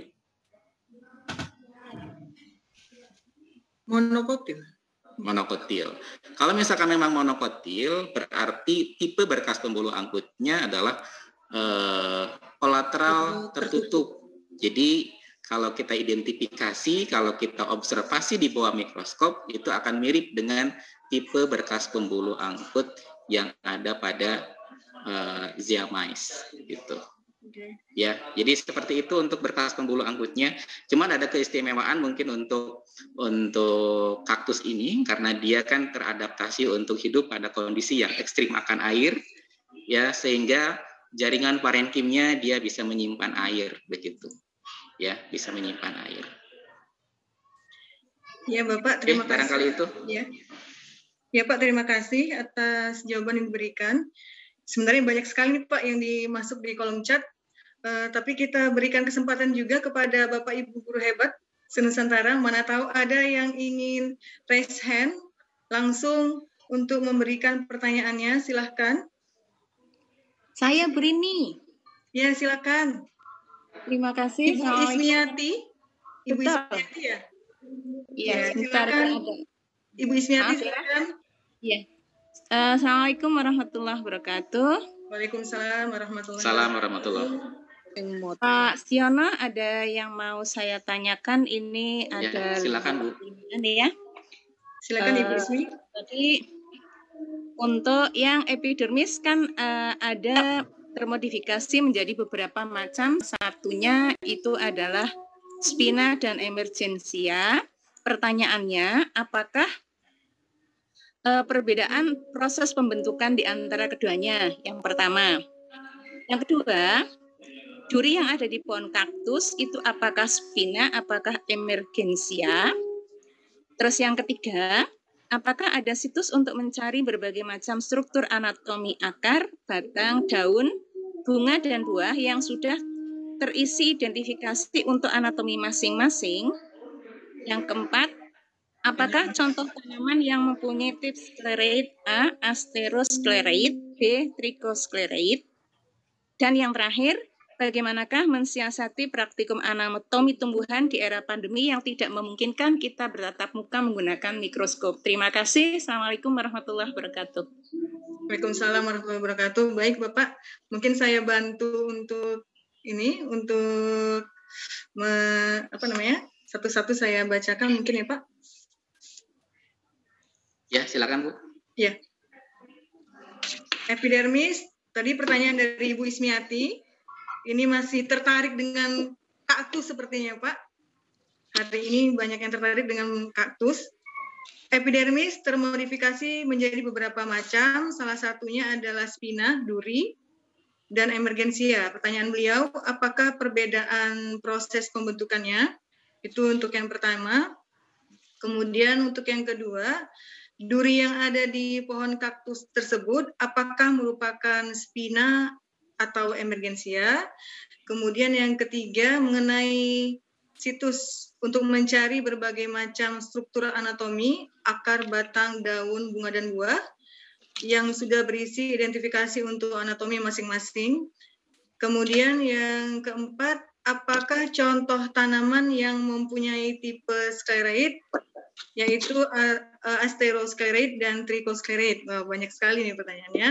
Kemudian yang terakhir, bagaimanakah cara kita mensiasati praktikum anatomi tumbuhan di masa pandemi ini Pak? Karena memang kebetulan saat ini masih daring ya Pak ya, dalam jaringan. Itu tadi Pak mungkin pertanyaannya dari Ibu Ismiati Mahmudah, Man 1 Kota Malang. Terima kasih Pak. Ya, terima kasih Bu, pertanyaannya sangat banyak, luar biasa nih pertanyaannya. Saya jawab dari yang struktur anatomi terlebih dahulu, mungkin Bapak dan Ibu ya. Oke, tadi bertanya terkait dengan ini ya, terkait dengan sklerenkim.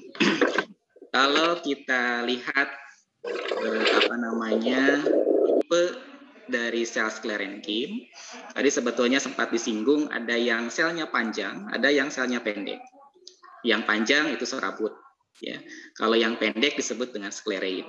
Tadi Ibu bertanya pada tanaman apa ya Bu ya? Pada tanaman apa yang tipe sel sklerenkimnya itu Brachyschleroid, Trichoscleroid, Asteroscleroid Bu ya? Seperti itu. Oke.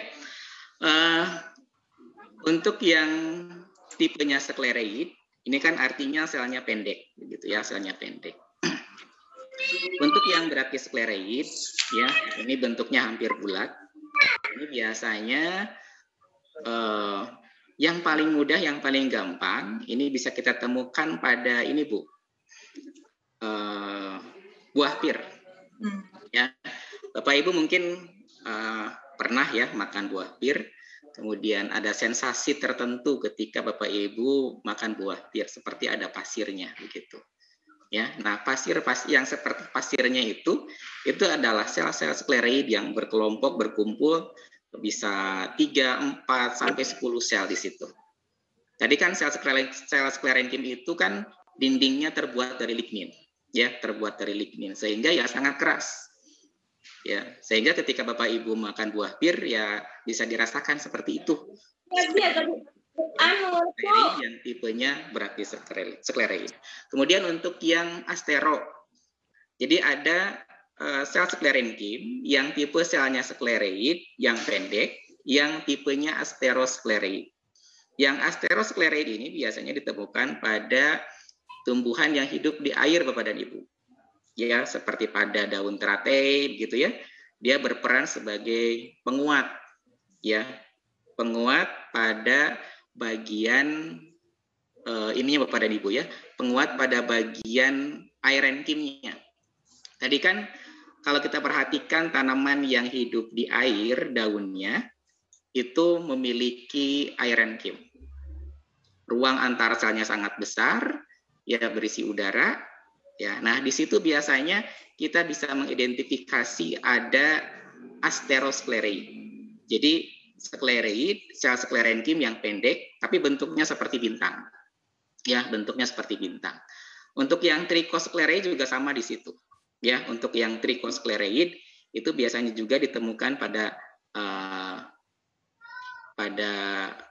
tumbuhan yang hidup di air, bisa pada batangnya, bisa pada daunnya, atau bisa pada petiolus dari daunnya itu sendiri, gitu ya. Untuk yang tadi sklerenkim, ya, untuk yang trichosklereid. Oke, itu barangkali Ibu untuk yang terkait dengan sklerenkim. Ya, Pak. Untuk yang ada pada tempurung kelapa itu juga termasuk brachysklereid Bapak dan Ibu, karena ya hampir mirip sebetulnya bentuknya seperti yang ada pada buah pir. Gitu.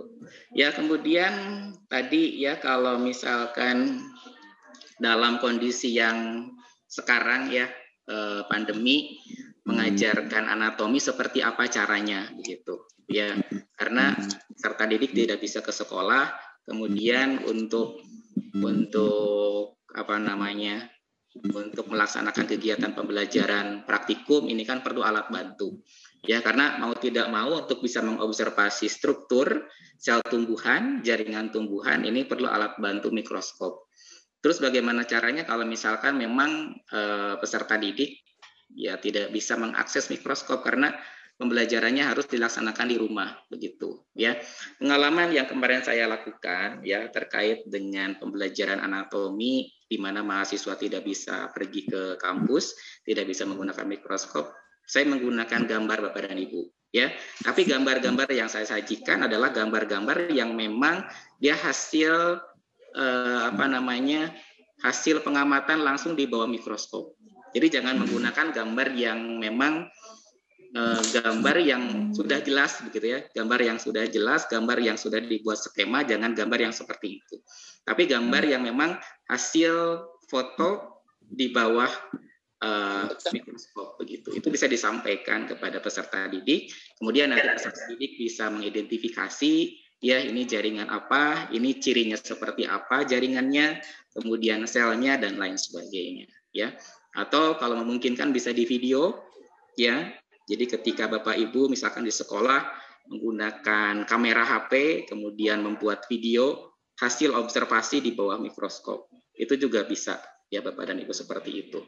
Jadi ya peserta didik itu tidak melakukan pengamatan secara langsung.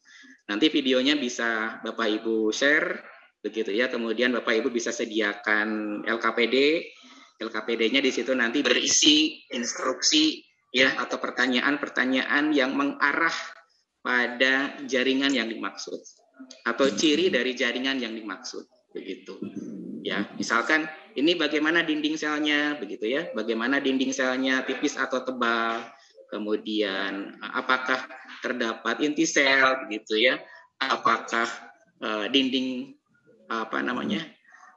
susunan selnya rapat, apakah punya ruang antar sel dan lain sebagainya begitu ya. Jadi itu bisa jadi solusi Bapak dan Ibu ya, atau bisa juga Bapak dan Ibu ya kita kondisikan peserta didik ya untuk membuat mikroskop ya, untuk membuat mikroskop sederhana.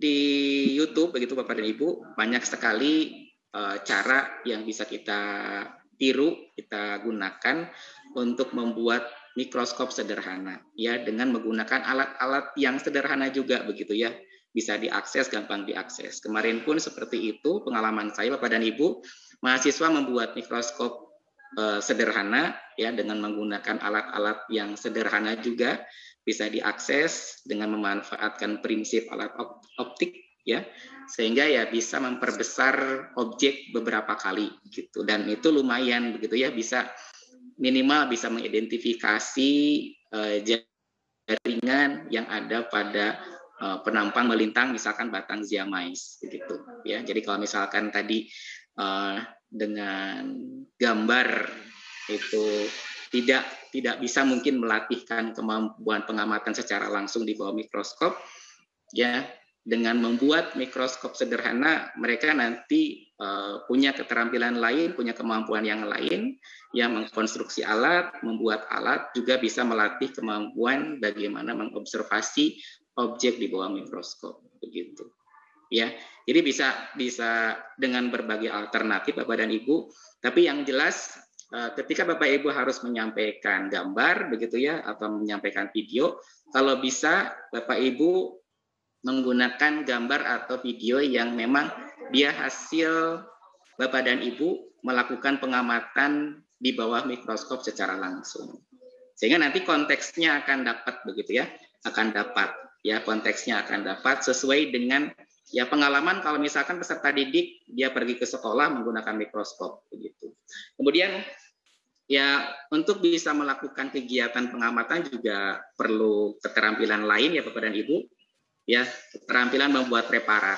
Ini juga perlu dilatihkan juga ya kepada peserta didik ya, agar nanti bisa membuat sayatan yang sangat tipis sehingga nanti objek hasil pengamatan pun ya bisa dilihat dengan optimal dan dengan maksimal begitu ya. Oke, kemudian tadi pertanyaan yang lainnya terkait dengan spina ya Bapak dan Ibu, spina dan juga emergen. Duri yang terdapat pada beberapa jenis tanaman itu bisa dikategorikan sebagai spina, ya. Kemudian bisa juga dikategorikan sebagai emergen, ya. Bisa dikategorikan sebagai spina atau bisa juga dikategorikan sebagai emergen. Kalau emergen yang saya ketahui ya Bu, Bapak dan Ibu, yang saya ketahui dia asal kejadiannya dari dalam gitu ya. Asal kejadiannya dari dalam. Jadi boleh jadi nanti bisa bersambung ke ini ya, bisa bersambung ke jaringan xilem yang ada di bagian dalam dari batang. Begitu ya. Itu emergen. Sedangkan spina dia awal pembentukannya ada di bagian permukaan organ. Ya. Jadi awal pembentukannya dia berawal dari permukaan organ. Kemudian tadi duri yang ada pada kaktus itu tergolong ke yang mana? Dia tergolong ke yang spina. Gitu. Ya, itu sepengetahuan saya seperti itu ya Bapak dan Ibu. Jadi itu bedanya ya antara emergen dengan spina. Jadi kalau emergen asal kejadiannya dari dalam, kalau spina dari permukaan luar dari organ. Gitu. Ada yang belum terjawab, Bu? Iya, sepertinya sudah ya Pak.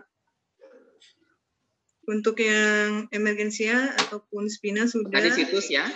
Sebetulnya tidak ada situs ya. Ya, tidak ada situs khusus. Bapak Ibu, kalau misalkan ingin mengakses gambar-gambar terkait dengan struktur anatomi, Bapak Ibu cukup mengetikkan nama Latin dari tanaman yang bersangkutan. Misalkan Bapak Ibu ingin melihat struktur anatomi batang dari jagung, tinggal Bapak Ibu ketikkan di Google, ya, di setting nanti dalam image ya si Google-nya, mesin pencarinya, kemudian Bapak Ibu ketikkan nama Latinnya, kemudian bagian organnya, misalkan anatomy ya, anatomy of stem ziamais, gitu. Stem ziamais, stem anatomy misalnya. Ziamais stem anatomy. Jadi ada nama Latin tanamannya apa? Ya, misalkan Helianthus root anatomy. Sehingga nanti gambar-gambar yang keluar adalah terkait dengan struktur anatomi dari jenis tanaman yang bersangkutan, yang kita ketikkan jenis tanaman apa, begitu. Ya, jadi tidak ada situs khusus sebetulnya.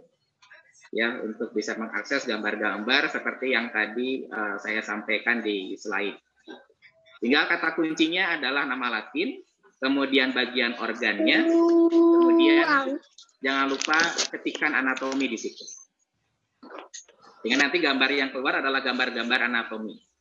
Anatomi dari bagian organ jenis tanaman yang Bapak Ibu ketikkan. Jenis tanamannya apa? Begitu. Itu barangkali. Baik Bapak, terima kasih penjelasannya, Masya Allah ya. Memang padat materi anatomi ini ya Pak. Mungkin pertanyaan satu lagi bisa Pak, terakhir? Boleh, silakan. Ya, dari Ibu Eti Man Insan Cendekia Serpong, beliau bertanya tentang serat ya Pak ya. Bagaimana serat pada biji kapas maupun pada tanaman kapuk randu berkembangnya bagaimana atau bagaimana terbentuk dari asalnya? Saya ulangi, bagaimana serat pada biji kapas maupun kapuk randu berkembang ataupun terbentuk, dari mana asalnya? Apakah memang benar berbeda dari serat pada tumbuhan lain seperti daun yuka yang merupakan penghasil serat atau rumput-rumputan lainnya? Beliau ingin bertanya tentang serat pada biji kapas, mungkin itu Pak, ataupun kapuk randu. Serat pada biji kapas ya Bu ya? Iya, ataupun pada pohon kapuk randu Pak. Oke. Serat yang ada pada biji kapas itu kan bagian dari buah ya Bapak dan Ibu. Begitu juga yang ada pada randu itu menjadi bagian dari buah juga. Ya, bagian dari buah. Bapak Ibu mungkin kemarin ketika pembahasan mengenai morfologi itu dijelaskan ada selaput biji namanya, ya, selaput biji. Seperti rambutan gitu ya. Rambutan yang Bapak Ibu makan kan bukan daging buahnya sebetulnya, ya, tapi yang Bapak Ibu makan adalah selaput bijinya. Begitu juga dengan durian, ya. Durian yang Bapak Ibu makan itu bukan daging buahnya.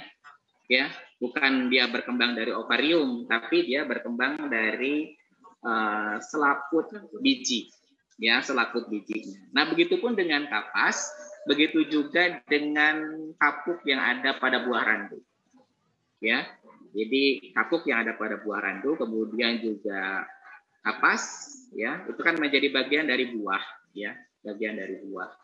Sehingga ya asal pembentukannya berbeda dengan tadi serat yang ada pada daun begitu. Ya, dia menjadi bagian dari buah, dia berkembang dari bagian salut atau permukaan luar dari biji. Ya, jadi berkembang membentuk serabut-serabut, ya, serabut-serabut yang menghasilkan serat. Sehingga dihasilkan ada serat kapuk randu begitu ya, kemudian juga serat kapas. Itu mungkin Bu. Ya Pak, terima kasih.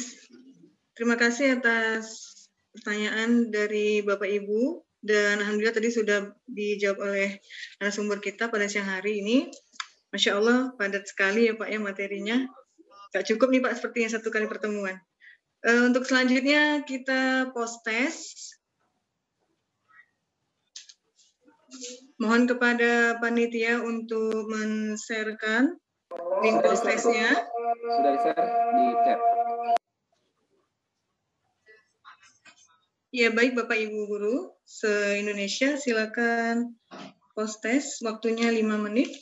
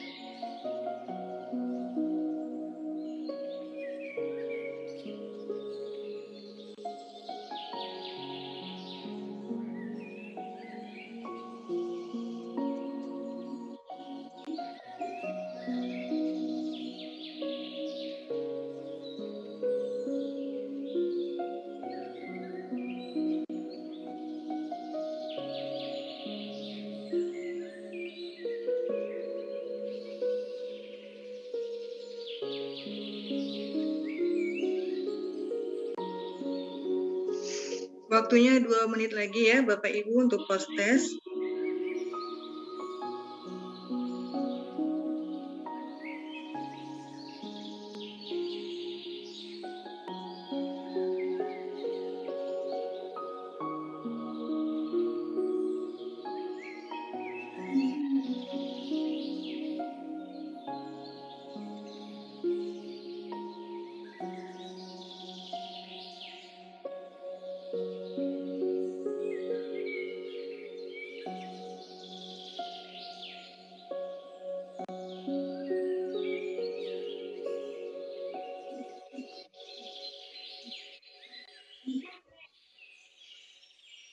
Baik, alhamdulillah post test kita sudah selesai.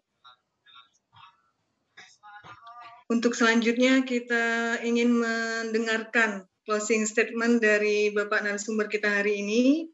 Kepada Bapak Dr. Setiono, kami persilahkan untuk memberikan closing statement-nya. Bapak Ibu, terima kasih ya atas partisipasinya, atas perhatiannya. Pada kesempatan terakhir ini saya ingin menyampaikan bahwa setiap konten yang Bapak Ibu ajarkan kepada peserta didik, ya konten biologi yang Bapak Ibu ajarkan kepada peserta didik ini punya karakteristik yang masing-masing berbeda, begitu. Nah, tentunya ini bisa Bapak Ibu manfaatkan, ya bisa Bapak Ibu manfaatkan untuk mengajarkan nalar ya kepada peserta didik. Jadi seperti yang tadi saya sampaikan bahwa untuk konten anatomi ini ya secara tidak langsung sebetulnya ketika Bapak Ibu mengajarkan anatomi tumbuhan kepada peserta didik ini bisa melatihkan kemampuan nalar proporsional bahwa segala sesuatu itu ya tercipta dengan proporsi yang memang sesuai, proporsi yang tepat begitu. Kemudian juga bisa melatihkan nalar korelasional bahwa segala sesuatu ini ya selalu berhubungan, terutama antara struktur dan fungsi. Dan tentunya ini ya bisa Bapak Ibu manfaatkan juga ya untuk memberikan penekanan ya kepada peserta didik bahwa objek biologi ini ya terutama anatomi tumbuhan ini adalah objek yang memang Allah ciptakan ya. Ada sang pencipta yang memang maha sempurna ciptaannya ya, dan ini bisa kita lihat dari struktur anatomi tumbuhan. Jadi saya sering mengatakan kepada mahasiswa saya bahwa belajar biologi ya belajar ayat-ayat Allah yang memang terdapat pada objek kajian biologi. Kalau konteksnya pada tumbuhan berarti pada anatomi tumbuhan kita belajar ayat-ayat Tuhan, ayat-ayat Allah yang terdapat pada anatomi tumbuhan. Ya, jadi tadi kalau kita perhatikan apa yang tercipta pada struktur anatomi, baik itu pada batang, akar, daun, semuanya sudah tercipta dengan sangat tepat, tercipta dengan proporsi yang tepat, dengan penuh perhitungan, sehingga ya kesempatan ini nanti bisa Bapak Ibu manfaatkan untuk bisa memberikan tambahan keyakinan kepada peserta didik bahwa ini ada yang menciptakan ya, sehingga tujuan belajar biologi yang utama yang pertama ya kalau kita perhatikan di standar ISI adalah untuk meningkatkan keimanan ini bisa tercapai. Selain Bapak Ibu nanti bisa memberikan wawasan juga terkait dengan pengetahuan anatomi, kemudian juga keterampilan proses dan juga kemampuan-kemampuan yang lain begitu ya. Jadi itu barangkali Bapak dan Ibu ya, terima kasih. Mohon maaf apabila selama kegiatan hari ini ada hal-hal yang kurang berkenan ya. Insya Allah Bapak dan Ibu kita minggu depan bertemu lagi dengan topik dan materi yang berbeda. Terima kasih. Itu barangkali. Assalamualaikum warahmatullahi wabarakatuh. Waalaikumsalam warahmatullahi wabarakatuh. Masya Allah, jazakallah khairan katsir pada Bapak narasumber hebat kita hari ini. Masya Allah, luar biasa sebenarnya. Kalau bisa maunya lebih banyak lagi ya Pak ya. waktunya gitu ya. Dari teman-teman di chat juga menyampaikan kalau bisa lebih banyak lagi gitu waktunya diberikan. Tapi karena keterbatasan waktu, mungkin Bapak berkenan nanti untuk kalau ingin kalau misalnya kami ingin bertanya langsung melalui Bapak boleh ya Pak, melalui chat pribadi mungkin di WA. Enggak Bu, silakan boleh. Iya, baik, dari saya moderator mengucapkan